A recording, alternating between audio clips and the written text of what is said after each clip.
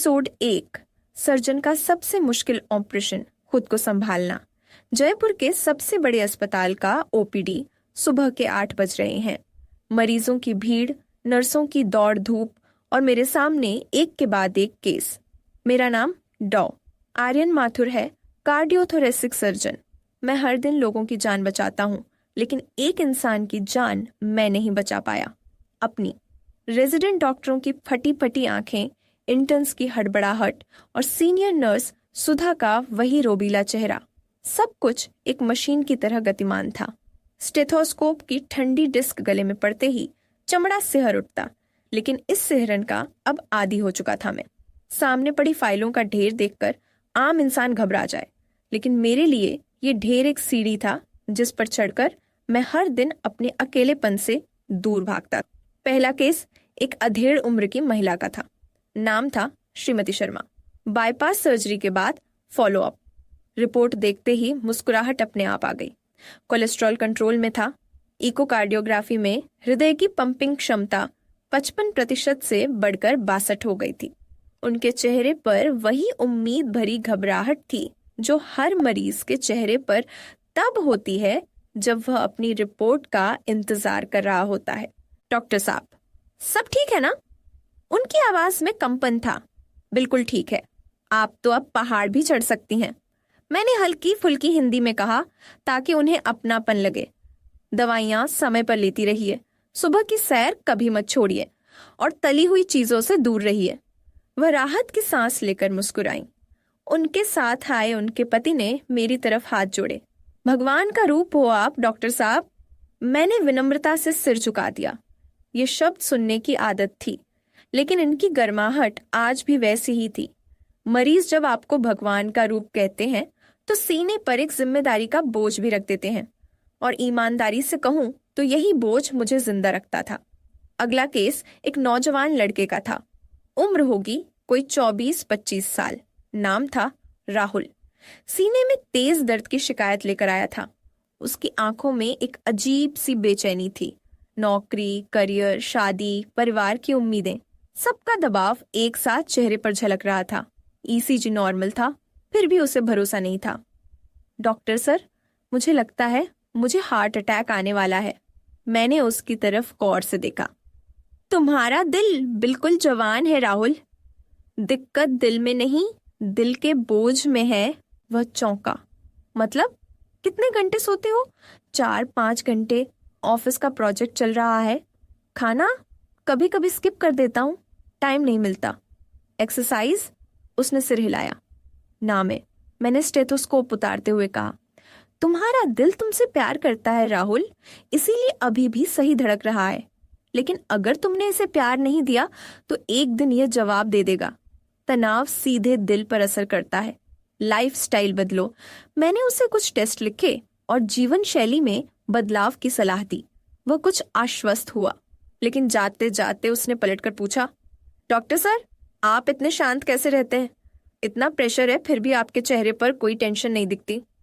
मेरे होंठों पर एक रूखी मुस्कान आई और तुरंत गायब हो गई। प्रैक्टिस राहुल, सालों की प्रैक्टिस। वह संतुष्ट होकर चला गया। नहीं जानता था कि शांत दिखने की यह कला मैंने किस कीमत पर सीखी है। जब इंसान के अंदर इतना शोर हो कि बाहर की आवाज भी दब जाए, तब चेहरे पर एक अजीब सी खामोशी तैरने लगती है। इसे लोग शांति समझ लेते हैं। सुबह की ओपीडी खत्म हुई तो घड़ी में 11:30 बज रहे थे। आगे एक बाईपास सर्जरी शेड्यूल थी। मिस्टर जोशी, 63 वर्षीय, 3 ब्लॉकेजेस। जटिल केस था, लेकिन मैंने इससे भी जटिल केस संभाले थे। जूनियर डॉक्टर अंकित ने ऑन ऑपरेशन थिएटर में असिस्ट करने की इच्छा जताई। वह हमेशा मेरे पीछे पीछे रहता, नोट्स बनाता, हर कट और हर सीवन को गौर से देखता। मुझे उसकी लगन पर तरस आता था। मुझे पता था कि इस पेशे में लगन ही इंसान को खोखला कर देती है, क्योंकि एक दिन ऐसा आता है जब आपकी सारी लगन भी किसी की जान नहीं बचा पाती। उस दिन के बाद या तो आप पत्थर हो जाते हैं या फिर अपने ही बोझ तले दब जाते हैं। मैं पत्थर हो चुका था और अपने बोझ तले दबने की हिम्मत मुझ में नहीं थी। ऑपरेशन थिएटर की रोशनी ने पूरे कमरे को स्टील की तरह चमका दिया था। एसी की सर्द हवा, दवाओं की हल्की गंध और मॉनिटरों की बीप बीप, यही मेरा असली घर था। यहाँ कोई सवाल नहीं पूछता, कोई उम्मीद नहीं करता, सिवाय इसके कि आपका हाथ स्थिर रहे। और मेरे हाथ कभी नहीं कांपते थे। अंदर चाहे भूचाल आ जाए, लेकिन स्केलपल पकड़ने वाली उंगलियां चट्टान की तरह जमी रहती थीं। मरीज बेहोशी की हालत में था। चेस्ट रिट्रैक्टर लग चुका था, स्तरनम खुल चुकी थी और सामने था वह धड़कता हुआ दिल, जीवन का सबसे ईमानदार इंजन। जब आप किसी जीवित हृदय को अपनी आंखों के सामने धड़कते देखते हैं तो जीवन का एक अलग ही दर्शन होता है। वहां कोई झूठ नहीं, कोई दिखावा नहीं, बस एक लय, एक ताल, एक लगातार चलता हुआ संघर्ष। काश इंसानों के रिश्ते भी ऐसे ही होते, बिना किसी शर्त के, बस धड़कते रहने की जिद। कैन्यूला रेडी है सर, परफ्यूजनिस्ट की आवाज आई। बाईपास ऑन करो। दिल की धड़कन को मशीन ने अपने हाथ में ले लिया। अब वो हृदय स्थिर था, जीवित लेकिन स्थिर। अब मेरा काम शुरू हुआ। मैंने स्केलपेल थामा और पहला कट लगाया। हाथ बिना किसी हिचकिचाहट के चल रहे थे। ग्राफ्ट लगाने की प्रक्रिया शुरू हुई। हर सिवन, हर टांका एक कविता की तरह था, सटीक, गणितीय और भावना शून्य।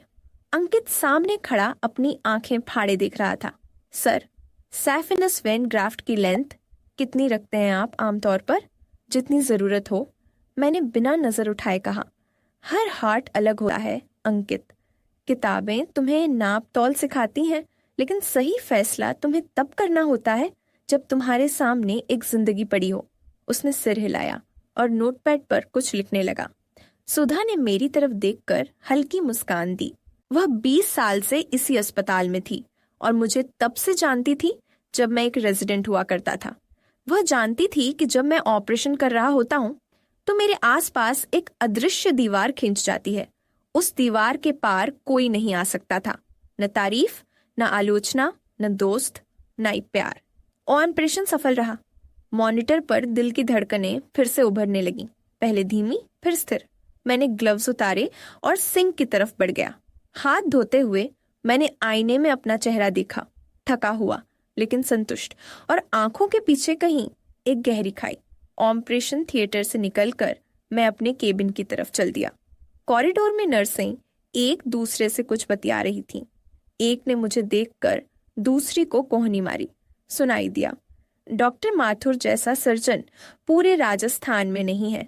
दूसरी बोली, हैंडसम भी तो है, लेकिन शादी क्यों नहीं करते पता नहीं। मैंने अनसुना कर दिया। ऐसी बातों से अब कोई फर्क नहीं पड़ता था।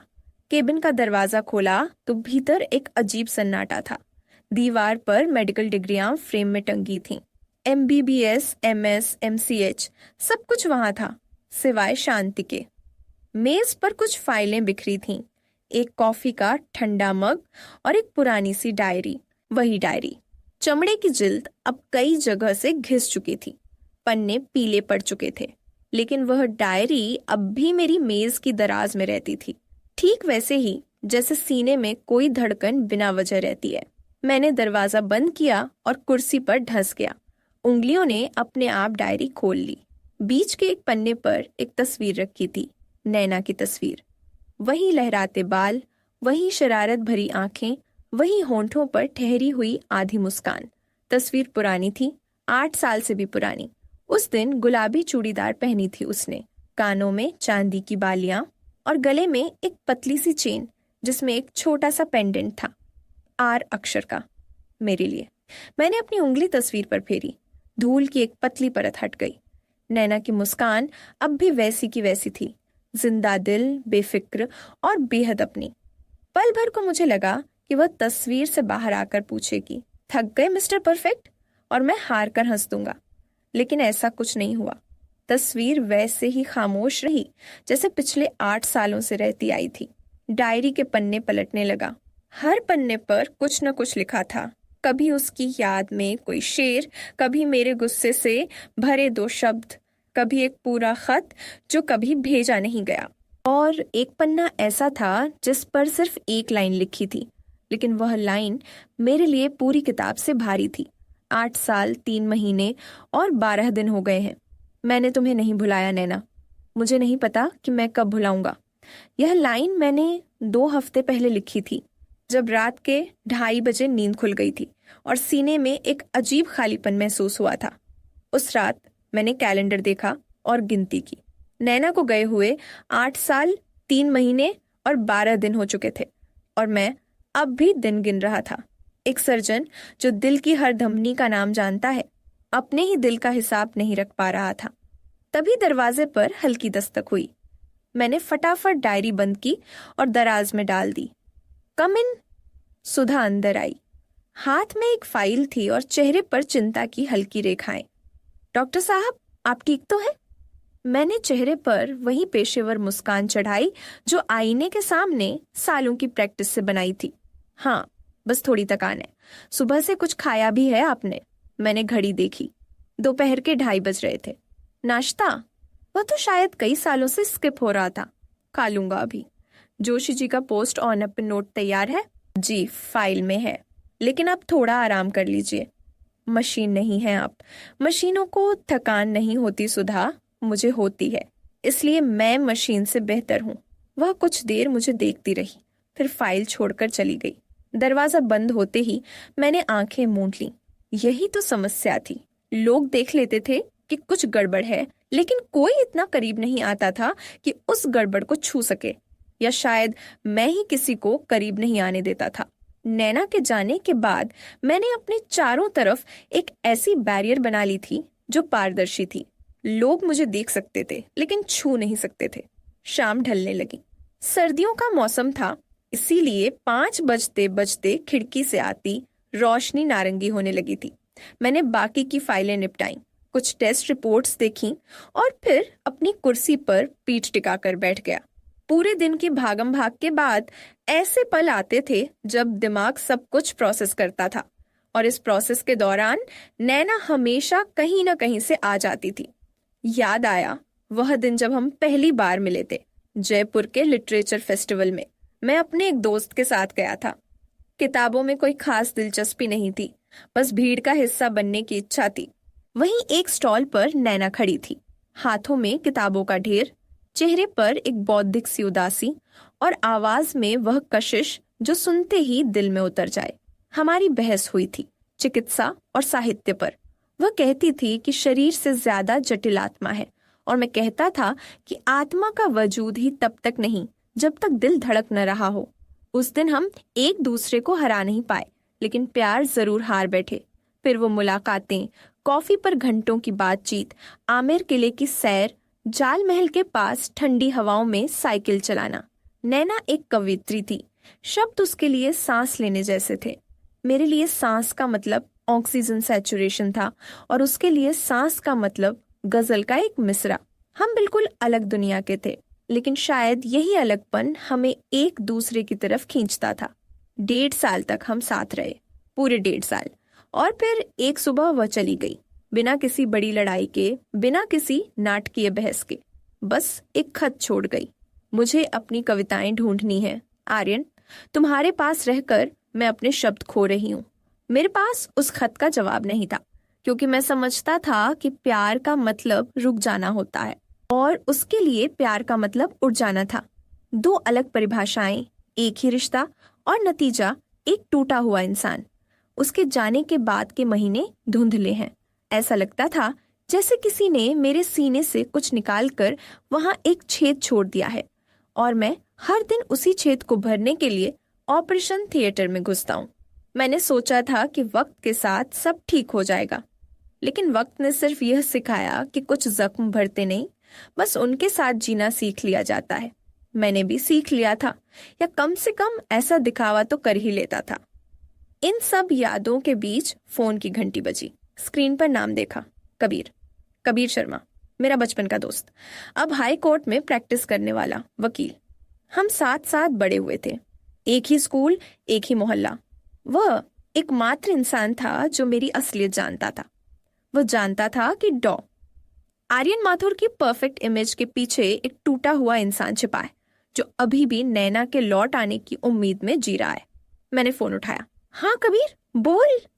दूसरी तरफ से थोड़ी देर खामोशी रही, फिर उसकी गंभीर आवाज आई। आज फिर शिफ्ट में रुक रहे हो? मैंने घड़ी की तरफ देखा। शाम के 7 बज चुके थे। मेरी शिफ्ट तो 6 बजे खत्म हो गई थी, लेकिन मैं अब भी अस्पताल में था। हाँ, केस थे। तुम सालों से यही कर रहे हो आर्यन, काम में डूब जाना, ये कोई जिंदगी नहीं है। उसकी आवाज में दोस्ताना चिंता थी, लेकिन मुझे उस चिंता से चिढ़ होती थी। इसलिए नहीं कि मुझे उसकी फिक्र बुरी लगती थी, बल्कि इसलिए कि वह बिल्कुल सही कह रहा था, और सही बातें सुनना हमेशा तकलीफदेह होता है। तो क्या करूं कबीर, घर जाकर दीवारों से बात करूं, या फिर सोशल मीडिया पर लोगों की फेक लाइफ देखकर अपनी जिंदगी को और कोसूं? तुम जानते हो मेरा मतलब, तुम्हें आगे बढ़ना होगा। 8 साल हो गए आर्यन, 8 साल। मेरी उंगलियां मेज पर धीरे धीरे थिरकने लगीं। एक पुरानी आदत जो बेचैनी में उभरती थी।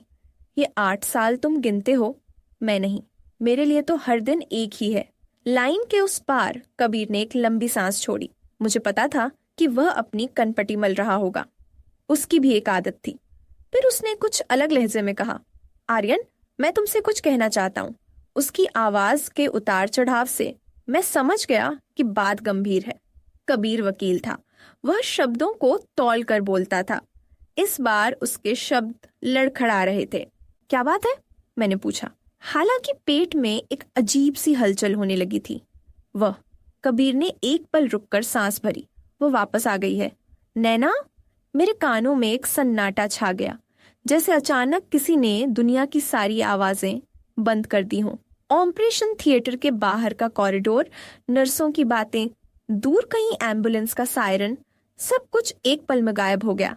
बस 2 शब्द मेरे दिमाग में गूंज रहे थे, नैना, वापस। कबीर, तुम क्या कह रहे हो? मेरी अपनी आवाज मुझे अनजान लगी, जैसे कोई और बोल रहा हो। मैंने कल शाम को उसे देखा, सिटी पैलेस के पास। वह यही है, जयपुर में। कबीर की आवाज में एक अजीब सी हिचकिचाहट थी, जैसे वह खुद नहीं जानता था कि मुझे यह बताना सही है या नहीं। मैं कुछ नहीं बोल पाया। मेरे मुंह से कोई शब्द नहीं निकला। सिर्फ एक गहरी ठंडी सिहरन पूरे शरीर में दौड़ गई। हाथ में पकड़ा फोन भारी लगने लगा। आर्यन, सुन रही हो? कबीर ने आवाज लगाई। मैंने गला साफ किया, लेकिन आवाज नहीं निकली। 8 साल से मैंने इस पल के लिए खुद को तैयार किया था, या कम से कम ऐसा सोचता था। लेकिन सच्चाई यह थी कि कोई भी तैयारी काफी नहीं थी। 8 साल का बनाया हुआ बांध 2 शब्दों में ढह गया था। मैं बाद में कॉल करता हूँ, कबीर। इतना कहकर मैंने फोन काट दिया। स्क्रीन अंधेरी हो गई। कमरा शांत था, बिल्कुल शांत, सिवाय दीवार पर लगी घड़ी की टिक टिक के। मेरे हाथ में अभी भी कुछ था। देखा तो वह एक स्केलपेल था। ऑपरेशन के बाद मैंने उसे स्टरलाइज करके मेज पर रख दिया था, और फोन उठाते वक्त अनजाने में उठा लिया था। स्टील की ठंडी धार मेरी हथेली में चमक रही थी। वही स्केलपेल जो कुछ घंटे पहले एक जिंदगी बचा रहा था, अब मेरी अपनी जिंदगी की सबसे बड़ी खबर का गवाह बना खड़ा था। और फिर अनायास मेरे हाथ से स्केलपेल गिर गया। वे फर्श पर गिरकर एक तीखी आवाज के साथ लुढ़क गया। उसकी आवाज ने मेरे कानों को चीर दिया, या शायद वह आवाज मेरे अंदर कहीं टूटने की थी। मैं स्थिर खड़ा रहा। दीवार पर लगी घड़ी ने टिक टिक किया। मेरे दिल ने धड़कना छोड़ दिया, या फिर बहुत तेज धड़कने लगा। मुझे समझ नहीं आया। बस इतना पता था, 8 साल बाद मेरा वह घाव फिर से खुल रहा था।